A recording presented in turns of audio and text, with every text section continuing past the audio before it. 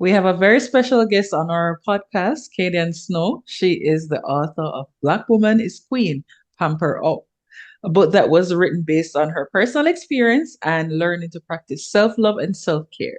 Welcome, Kadian, to Think Different Podcast. Thank you for having me. Pleasure is mine. How has your near-death experience changed your perspective on life and death? Well, it has made me realize that life is very precious, and it's made me realize how fragile life is as well. So I should appreciate it more. What are some of the common misconceptions people have about trauma and recovery? Well, they think that some people may think that it can recover from trauma easily, but that's not the case. Everybody's own is different. Some people it may take a long while to recover from it, while other people it may take a little bit quicker. Everybody's own is different. That's true. That's true. How do you navigate relationships and trust issues after experiencing complex trauma? It's very hard for me because I have trust issues very high. Um, I don't trust a lot of people like before. Um, I also have a hard time developing relationships with people because of my trust issues. Okay, which is understandable. How you think people react towards that, seeing that you don't have that level of trust within them, and it's hard for you to really have that trust that they're looking for from you. Well, oftentimes people don't know that I don't have that much trust in them because I don't really reveal it. So they won't know. Okay.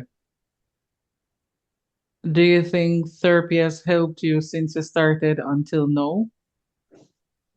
To be honest, I don't think it has helped me that much because it has alleviated some of my thoughts that I have.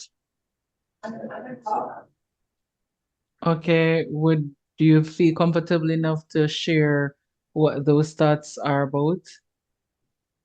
Well, I have suicidal thoughts. Okay.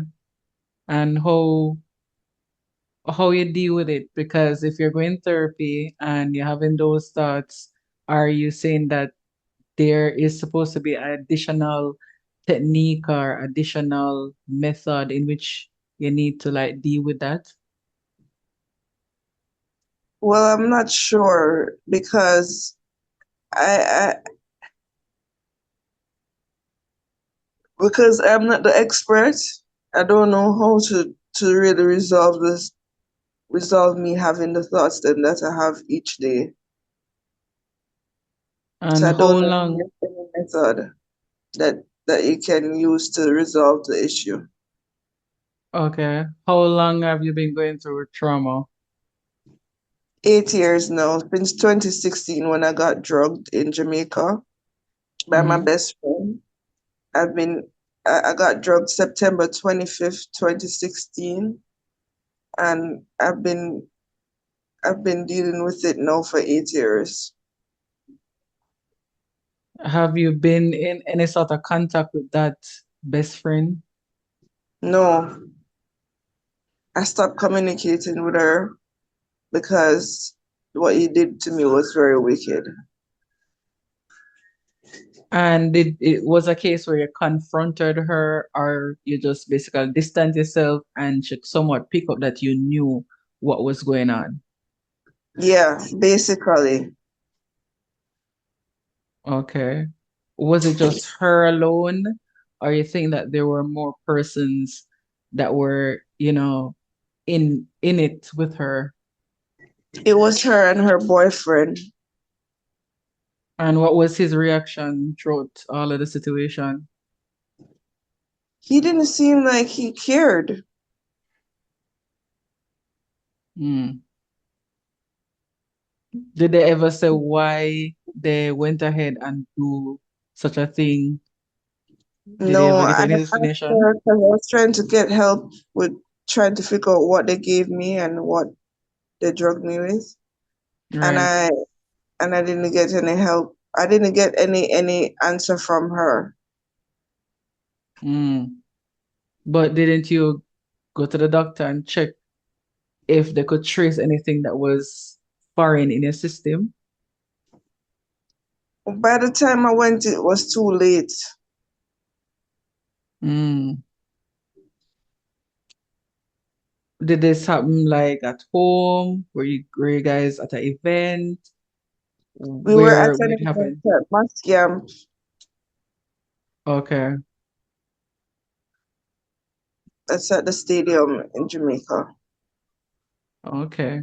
Did you make an official report about it? I tried to make a report, but because the night that it happened, I was asking my best friend to carry me to the hospital because I knew that something was wrong with me. And she didn't want to carry me to the hospital. So because they didn't carry me to the hospital, I didn't get like a drug test or see what was wrong. So when by the time I reported it to the police, they said that because I don't have like a medical report of the incident, Right.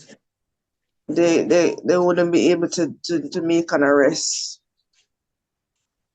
Have they tried to make some contact with you ever since? The boyfriend or the best friend? Well, the best friend tried to make contact with me, but not the boyfriend because I didn't. That night at mass camp was the first time I met the boyfriend. Okay. But And when, you can go ahead. yeah, she hasn't. She tried to make contact with me, and nothing came out of it. Mhm. Can you share a moment or experience where you felt a sense of hope? Um, when I wrote my books in 2020, I felt a sense like something else. Like it's like a rebirth of my life that gave me hope. And so far, you have written about 6 books, or it's more than 6 books? I've written 12 books. Oh, it's 12. How do you think society and culture can better support trauma survivors? Um, Particularly in Jamaica, I think they need to have more mental health services for people who have experienced trauma. And for people to have more understanding of what trauma is, they need to educate them on it to let them be more aware and be more supportive. Yeah, that's true. What's the one thing you wish you could tell your pre-trauma self? That life can change in a split second because I didn't expect any of this to happen to me. Because before this, I was considered to be normal. And then after this happened to me, I started to have all kind of cognitive issues. Mhm. How has Yeah. your family supported you throughout, your trauma journey, trying to heal and be normal?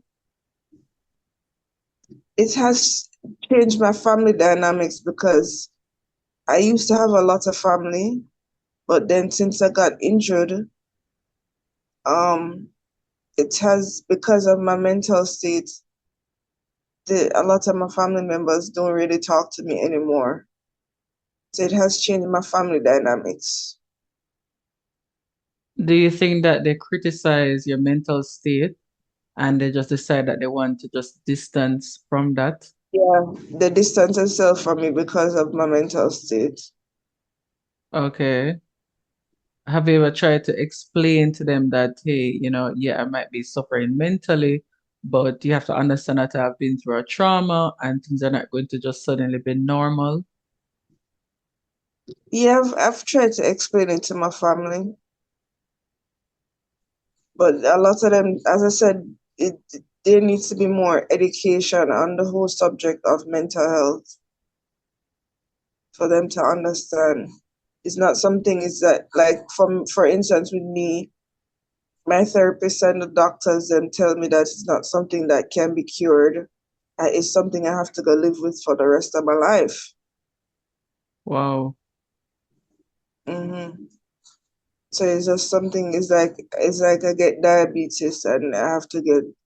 It's not like you can. Some people can cure diabetes through your diet, but let me see. If you get a stroke, that's not really curable. Yeah, that's true. That's true. Has anybody tell you specifically the type of trauma that you have? Well, yes, I have major depression with PTSD and schizoaffective disorder.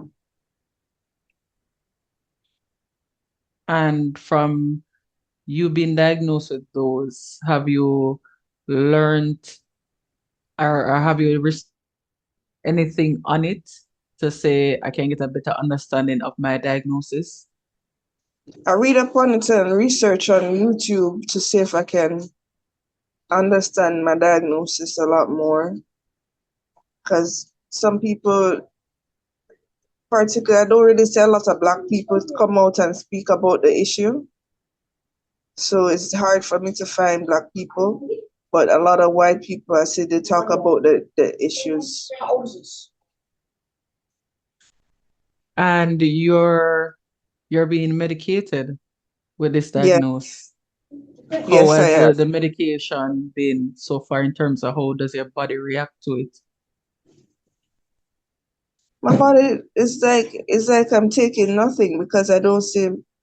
The main thing is just that I keep on getting more SI and more negative thoughts on a daily basis.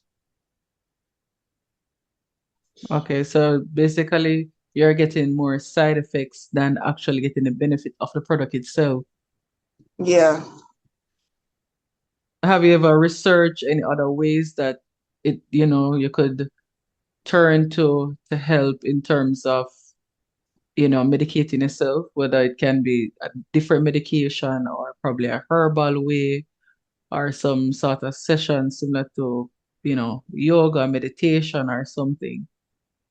Yeah, I've tried a variety of different things to see if it could help me, but none of those stuff hasn't helped me. I just think that my issue is that because it's such a chronic situation, I don't think any of those stuff can really help me.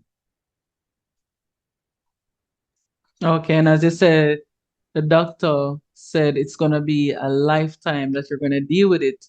Is it Yeah, that because of the volume of the state of your mental space, it's gonna be a lifetime instead of saying, okay, we can treat it and eventually it will help you get around to being normal? Or they're basically saying it's so severe, there's no way we can actually help you to get back to normal.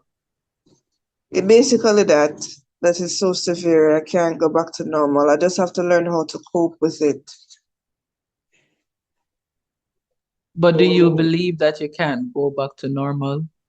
Or you believe what the doctors say to say, you have to live with this. You just have to just cope. I believe what the doctor said because how my head feels. My mental state is not the same. So I really and truly have to listen to what the doctors are saying. I think differently than how I used to think before. I operate differently. I have cognitive issues. Oh, could you explain what those issues are like? Like, for instance, to navigate through my life, like Normally, I would be able to think things through properly, but now it's kind of difficult for me to think things through properly, to solve issues and just basic day-to-day life. It's like I have a cognitive decline. Okay. And with that kind of issue, how are you able to, write these books? They're really good books. How are you able to just navigate and tune in yourself as an author and publish these books? Well, for me, I've been able to write the books then because it's something that I'm passionate about. And even though I'm writing the books, I still have the issues despite me having the issues, I still go ahead and write it. I just focus on concentrate and just sit down and say, this is something that I want to get done. So this is how and I just make up my mind and said, I have to get it done. And that's it. Okay. And that's good that you can actually put yourself in that zone and accomplish what you're passionate about. But what advice would you give young ladies or young men who have suffered the kind of trauma that you have suffered? Well, one of the advice I would say to them is that don't smoke from people because that's what I got. I got laced by the weed that I was smoking, and it has changed up my mental state for, as I said, for the rest of my life. So I would say to them that don't smoke. That's the first thing. And don't just trust your friend willingly. That's the advice I would give to them. Okay. And what can persons expect of you in the future in terms of your books, in terms of any plans you have in the pipeline? Well, the main thing I want is to see my books in stores. Um, I've been trying to work on that to get them in a few stores. It's in one store in Brooklyn here called McNally Jackson, downtown Brooklyn. And I tried to get in another bookstore called Revolution Books. So I want to see my books in the bookstores. And one of the things I've been working on is my audiobook. So I've moved from having just the paperback copy to now having the audiobooks as well. So I just want to see my work expand and reach millions of people. Which is good. Have you ever thought about being a speaker, like attending functions to actually speak to a particular group of persons with similar experiences as you? Yeah, I've thought about that. I've gotten offers to do speaking engagements at a church, but I haven't seen anything come through yet. But Okay. if something comes up where I get the offer to go and speak at an event or function or forum, I would go to educate people about dangers of smoking and trusting, as I said, trusting your friends. Okay. And that would be good. I think a lot of persons would definitely resonate with your story. Kaden, thank you for being a part of the Think Different podcast. I know that the story still hits fresh as if it happened just the other day. And I would want to extend my warm support as you're going through your mental state right now, that you continue to do the right things to ensure that you continue coping with whatever you're going through because of your traumatic situation. Yes. And I thought that I was gonna die. The night that it happened to me, I thought I was gonna have cause I felt like I was having a near death experience I can only imagine. And you have been best friend with this person for how long? for 15 years. That's a very long time. Yeah. From I went to Alpha, the first time I went to Alpha, the Convent of Mercy Academy Alpha. I was friends with her from then, from the first, we were in the same form class. Do you think that if she gave you an explanation as to why she had done it, it would give you some sort of relief or some sort of closure that would actually help you mentally? Well, it wouldn't help me mentally, but at least I wouldn't want to know why they did it to me. It would give me it would give me closure, but it wouldn't help my mental state to get better. Okay, understandable. Understandable. Do you feel like there is a point in your life where you want to try a different route as to how to ask her for an explanation, or you just have it up in the air to say, okay, whenever she's ready to tell you, you're waiting? Well, because I don't have any communication with her anymore, that's kind of difficult for me to get even an explanation from her at this point in time. I don't communicate with any of those persons that hurt me. Okay, which is understandable. Hmm. Which is understandable. Do appreciate you sharing your story. I know it has been your story so vividly for so long, even though Yeah. it's been such a long time. Yes, thank you for having me.